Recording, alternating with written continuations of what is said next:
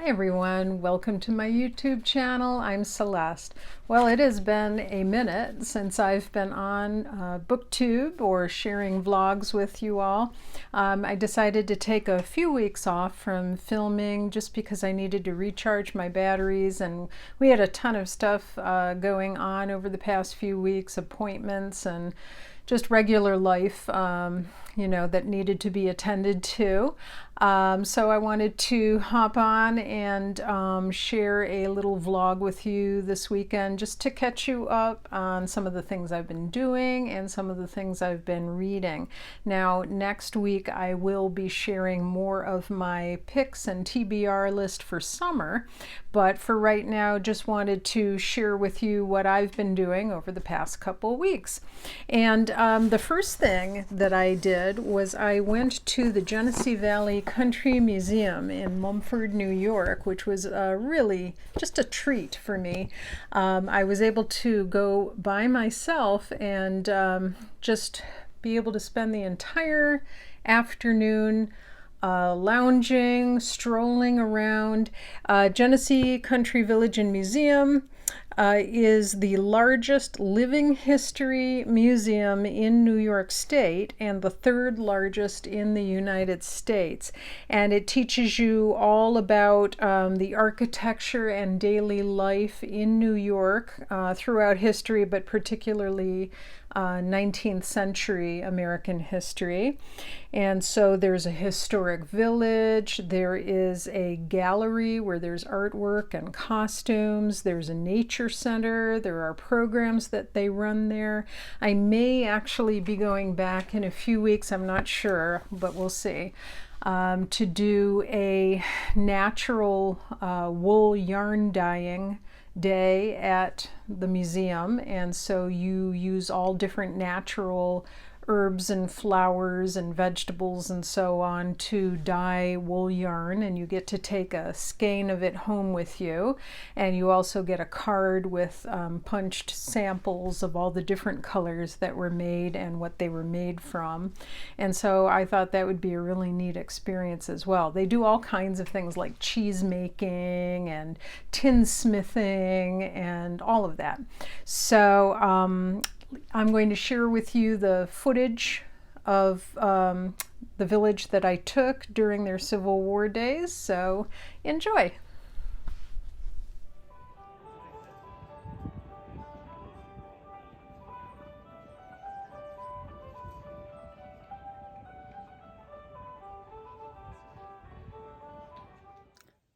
Hi, so I'm here at the Genesee Valley Country Museum. I'm here for their Civil War weekend, and it's a historical event that takes place every year and teaches us about what life was like in the Civil War and in the 1800s. They have several exhibits today that are specifically focused on women, women's clothing, women's cookery, foodways, women in slavery, and so on. And so I'm super interested in that, as well as in learning about how the North Star newspaper was printed.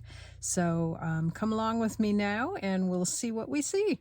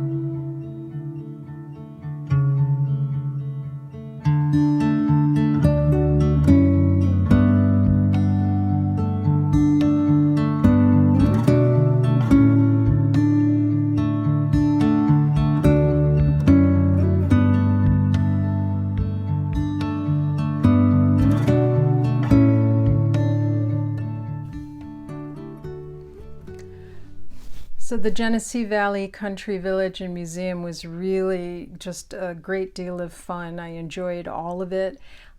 Beautiful landscaped garden areas. There's an orchard. As I said, there's the village, and the people, the reenactors, were all really interesting and fun to speak to. I was so excited to meet Cheyney McKnight, who is a YouTube vlogger and a historical reenactor. And Cheyney has a fantastic channel called Not Your Mama's History. And she works as a historical interpreter in a lot of settings, a lot of locations such as Colonial Williamsburg, Richmond Town, and the Museum of the American Revolution. And she teaches people about the lives of African Americans in American history, particularly during the 18th and 19th centuries. She recently gave a talk on African American clothing, and gave a presentation that was just fascinating on head wraps and different ways of styling the head wrap. And yeah, and she was there with another reenactor, and his name is Jerome Outlar, I believe, and he was super friendly, and he was talking to me and teaching me about currency and contraband, and the fact that they made bills much smaller, that could fit inside a hem or inside a hat, and were much lighter to carry. And usually if you were being robbed on the road, people would want to take your coins. They weren't as concerned about bills, so they tended to hide these very small bills in different denominations. And that was fascinating, and he was super, super nice, so thank you, Jerome. And as I said, I got to meet Cheyney. I've been watching quite a few of her videos on Not Your Mama's History, and one of my favorites is about the daily life of a pepper pot woman. And pepper pot was a sort of melange stew made up of lots of different ingredients, whatever the person happened to have on hand that day, and she could sell it to support herself as a businesswoman. And so Jerome was in that as well. And as well, I got to meet Anneliese Meck, who is the Associate Director of Diversity, Equity, and Inclusion. And so it was just really, really fun. I enjoyed it. One of the other things I did was I went to the Whale Gallery, where they had lots of costumes, and they had an exhibit going on gender in fashion.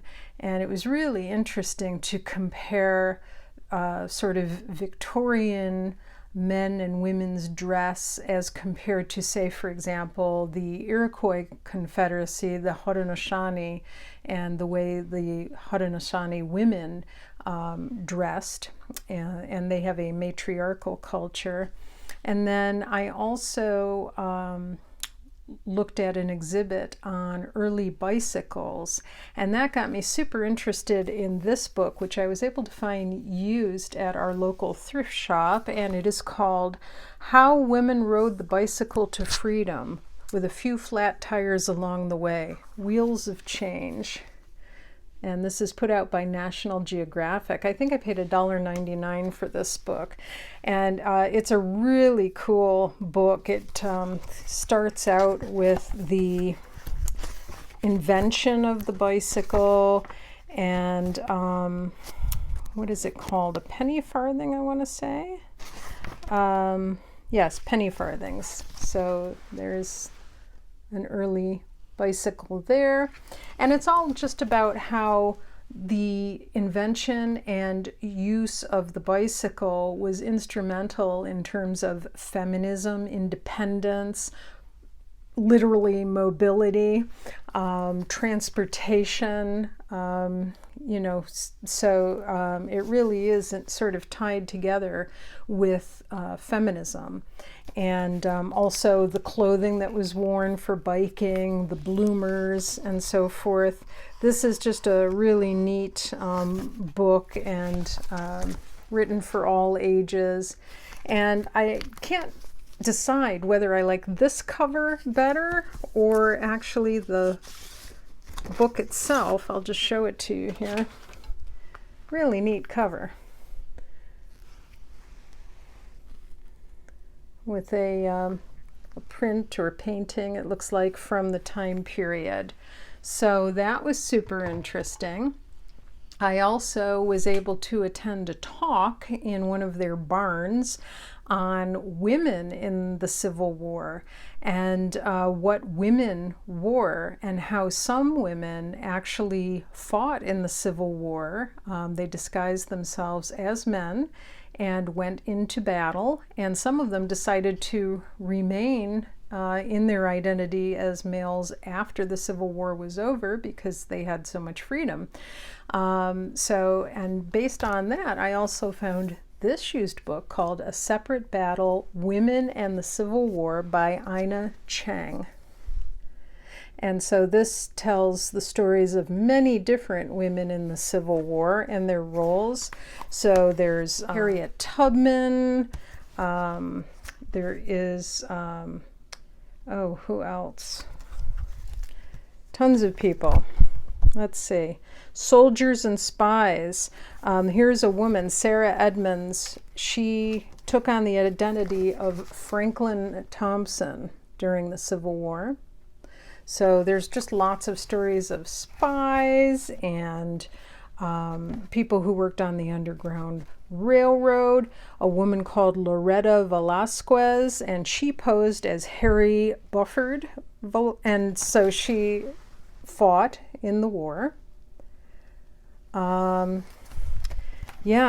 also talks about the journals.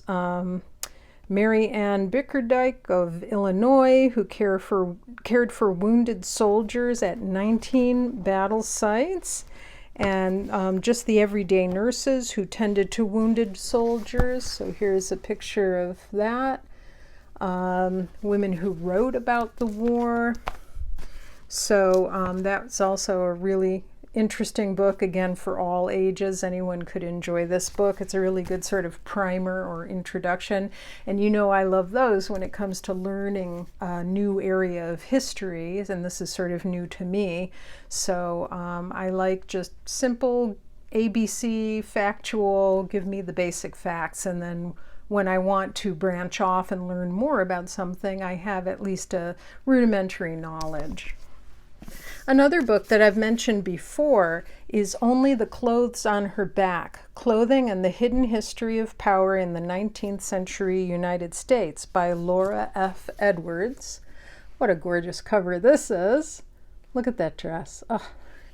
So this book reveals the hidden power that clothing can have, the ability to have a pocket, for example, the ability to hide things, things that are embroidered into clothing, what the clothing is made of, and who produces that fabric, and does it involve slave labor? What are the politics behind it? So it's a really interesting study of clothing and women in the 1900s. I did also browse a little bit after looking at the Victorian house and the Gaslight District and so on at Little Women, and this is the 150th anniversary illustrated edition, of course, by Louisa May Alcott. Great book, of course. It's a classic and very easy to read, you know.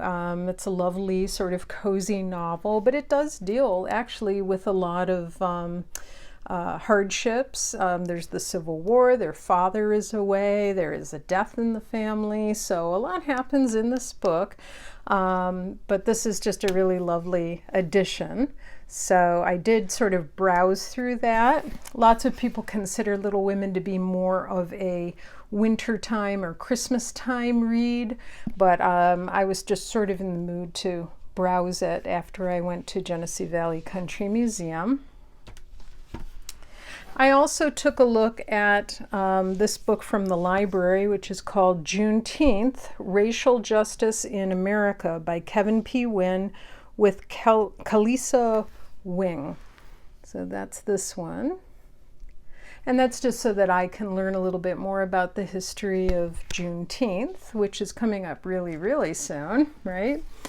And then I also got really interested in the study of foodways and, you know, thinking about American history and cooking and so on. And so I was thinking about, it's going to sound like a really strange topic, but soulfulness in food.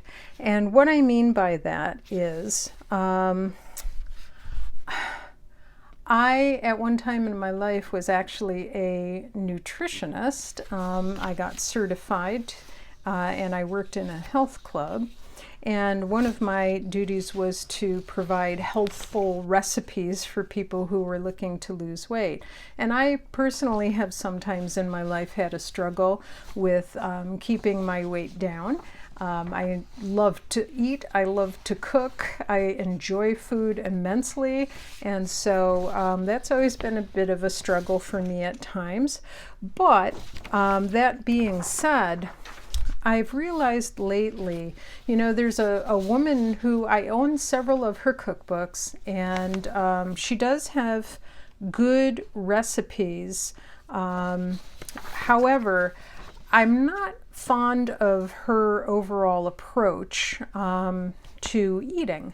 And that is because every recipe that she shares has something about health in the title.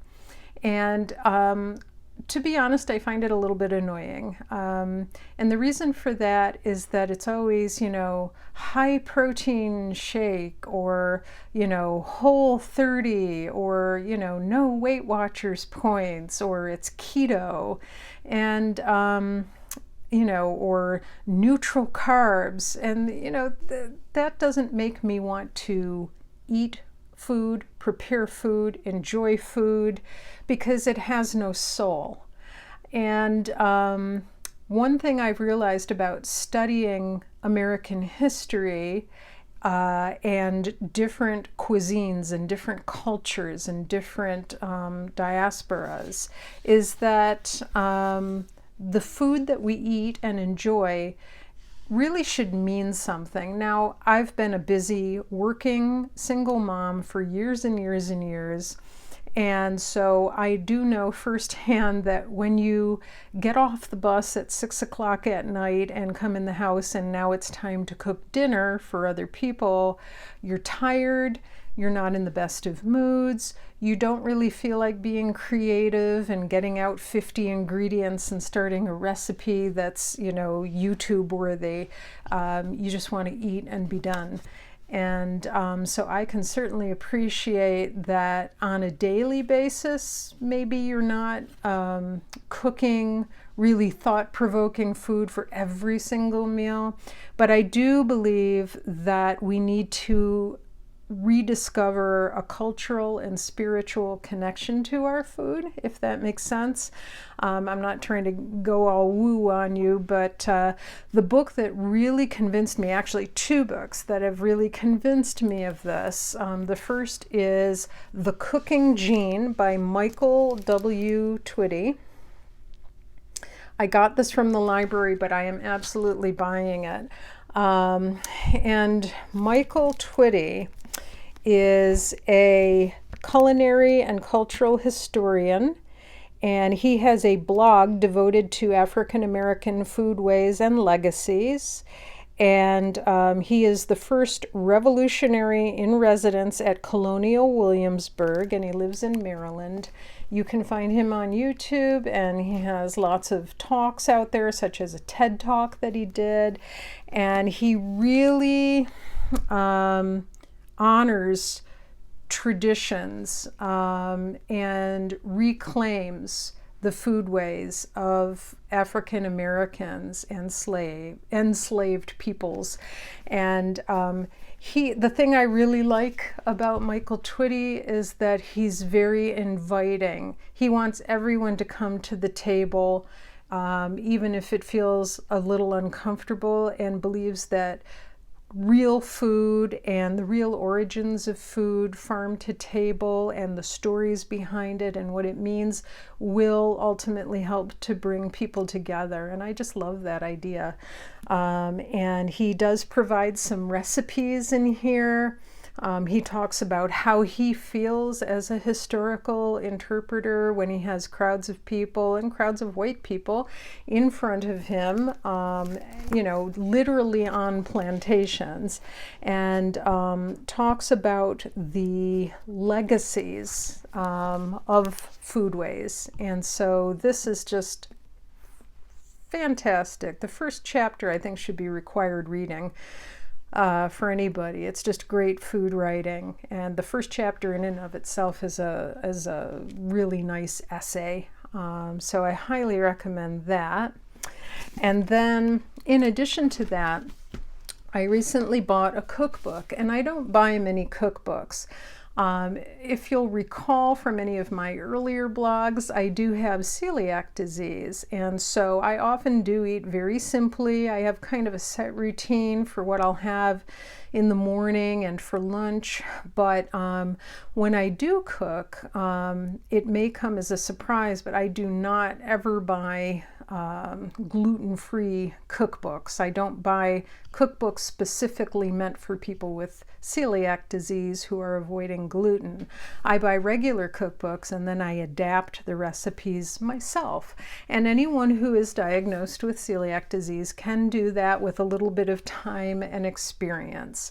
So the cookbook that I purchased is Jubilee: Recipes from 2 Centuries of African American Cooking. And it's by Toni Tipton Martin. I am so very glad that I bought this book. It's just amazing looking. Every single thing in here looks delicious.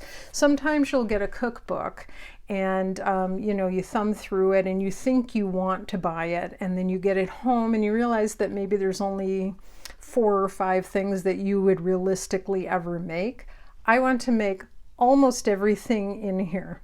And Toni Tipton Martin is a food historian, and she wrote another book that was called The Jemima Code, and that talked about African American cookbooks in history, and just does a little sort of 2-page spread or a little chapter or entry on a bunch of different cookbooks that sort of makes its way through American history. And that's one that's definitely going to be on my list as well. But in this book, she's got, so many things. Gingerbread, buttermilk biscuits, hot apple toddies, different kinds of sun teas, barbecue sauces, different types of vegetables, creoles, corn puddings, cornbread dressings, jambalaya, red beans and rice. And then when you get to the desserts, it's even more delicious sounding. There's jam cake, oh my goodness, spice cake. I want to make the caramel cake and the lemon cake, pineapple upside down cake. Here's her lemon filling and buttercream frosting recipes, fully illustrated. Everything looks so delicious, you'll just be salivating. Louisiana barbecued shrimp, There's a wilted salad that I'm really interested in making that has bacon and different types of greens in it. There's collard greens and oh my goodness, so many things. Here's another one. This is the jambalaya. And I love how the photos have been styled very rustically and simply. So it's not, you know, you don't need a giant bouquet of flowers necessarily, or fancy linens or anything like that. Here's one of the photos in the front piece. And they're having chocolate cake. And I just love the tapered candles and the Americana, the simple wooden chairs, and the old worn table. It's just lovely.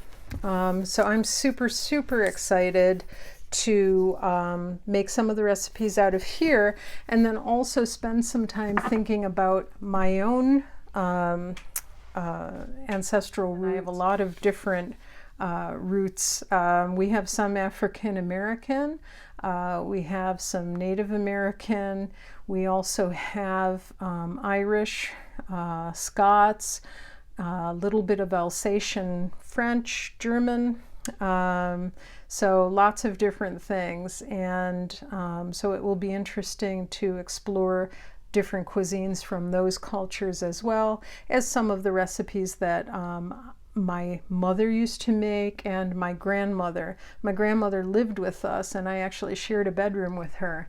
And one of the things I loved that she used to make was just a homemade chicken noodle soup. And she used to make her noodles, and there were so many eggs in the noodles that the noodle dough turned green. And she would roll them out and then put them on the back of a high back chair to dry.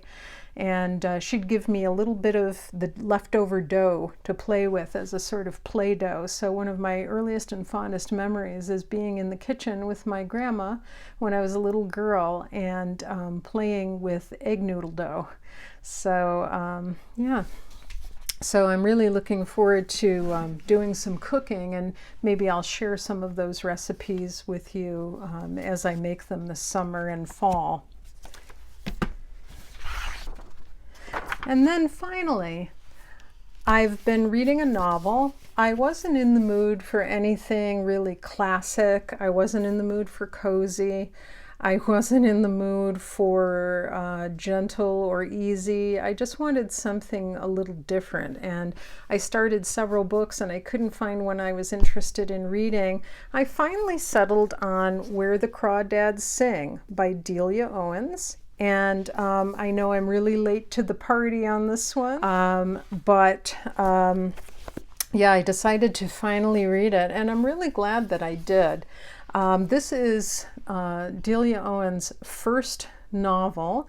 It was published in 2018. It was picked up by Reese Witherspoon's book club, as you can see there, and it was also optioned for a motion picture. And it follows the main character, who is Kaya Clark. And Kaya lives with her alcoholic father and her siblings in the marshes of the North Carolina coast. And eventually, one by one, each member of her family leaves until she is left alone. And so she becomes known as the Marsh Girl. And the story follows generally two timelines. One is in the 50s when Kaya is growing up and on her own, and the other is around 1969, and it is when the body of a male is discovered, and Kaya is accused of the murder. And so I won't be giving away a lot of spoilers here, but I mean, that's the general plot line. And I think for a first book, Delia Owens really hit a home run with this one. Normally, I do not particularly care for modern fiction on the bestseller list, and I usually read things that are backlisted or very old, you know, classics, vintage, and so on. But I just thought this was really captivating. The prose style that Delia Owens uses in this is quite beautiful. I'm a huge fan of the Bildungsroman novel, which is coming of age stories. My favorite book of all time is To Kill a Mockingbird by Harper Lee. I'm also a huge fan of Carson McCullers' The Heart is a Lonely Hunter. So I do enjoy coming of age stories, particularly set in the southern United States. And her language here is just gorgeous. She does colloquial speech and local accent super well. It's convincing. There are prose passages throughout this book that are absolutely gorgeous, and several times I choked up and brought tears to my eyes because it was so pretty. Her prose style is slow, considered, philosophical. I kept marking different passages with sticky notes, and it got to the point where I had so many sticky notes and had taken so many excerpts, written them down from the book, that I decided to stop because I would have had every single page of the book marked up. You'll be reading along and suddenly she'll make some philosophical observation about life and human nature, and it's all tied into the behavior of the flora, fauna, insects, birds, and other wildlife of the marshes. And she makes these observations about humanity and about the universe and life in general, and it's really profound, lovely, and sincere. They're not sugary, they're not over the top. There's never a time when you're saying, oh, come on, you know, it's too much. It's not. It's beautiful writing, so kudos to you, Delia Owens, for that. So one time they're in the courtroom, and the defense lawyer is making his summation. And I really choked up because at that point you are so invested in Kaya and rooting for her so much, and you totally believe in her innocence. And so it's a really poignant courtroom scene when he makes his summary argument. And I would liken it to, again, To Kill a Mockingbird, when he rests his case there, or also maybe Inherit the Wind. You know, so it's one of those. So you'll need some tissues probably. It's no spoiler to give away that Kaya is accused of murder. However, one of the things that I guess if I had to choose something I didn't like as much was the way all the loose ends were tied up. I had heard that this was a slow burn of a novel, so if you like super fast-paced adventure stories with huge twists of plot and fast action, this isn't going to be the book for you. But if you like sort of a slow literary burn and a slow lead up and slice of life every day, which kind of matches the pace of the marshes where Kaya lives, then I think you'll really enjoy it. The problem is that you enjoy that pace for the first 3/4 of the novel, and then suddenly towards the end, it's almost as if the author was sort of late on her deadline to get it finished, and so she sort of sped everything up and surmised everything and summed it all up, and it just didn't work for me. Still really good, but it was a little disappointing that suddenly we were speeding up and saying, and so this is what happened here, and this happened with that, and this happened with that, when you're used to a really nice slow pace. So I feel like it would have been more literarily satisfying to keep the tone that it had had prior to that. And then another thing that I wasn't as thrilled with, I was really easily able to guess something about the poetry that's sprinkled throughout the book. And, you know, I've written a lot of poetry, I've published poetry, I've taught poetry classes, I've studied poetry for about 20 years. And so I guessed something about the poetry that's in here, so that I thought could have been a little more cleverly done. But having said that, overall, should you read this book? Absolutely. I'm probably the only one who hasn't read it until now. But if by some chance you have not read Where the Crawdads Sing, please pick up a copy. It's a great summer read, and really heartfelt, really well done, beautiful narrative style, lovely drawn characters, lots of observations about life. I think race is respectfully done in this novel. I'm speaking as a privileged white person, so, you know, there may be people who argue with me about that, and rightfully so, and I'll be happy to sit down and listen if there's something that I missed that was horribly out of place here. But I really felt like this was, I would say, a 4 out of 5 stars. Yeah, that's what I would give it. So that's what I read. That's what I've been doing lately. Enjoying the weather now that the smoke from the Canadian forest fires is starting to clear a little bit this weekend. We had some horrible, horrible days of smoke, and we had some pollution and air quality warnings several of the days. When we went outside, we had to wear masks because the air quality was in a very unhealthy level. It was in something called the purple zone.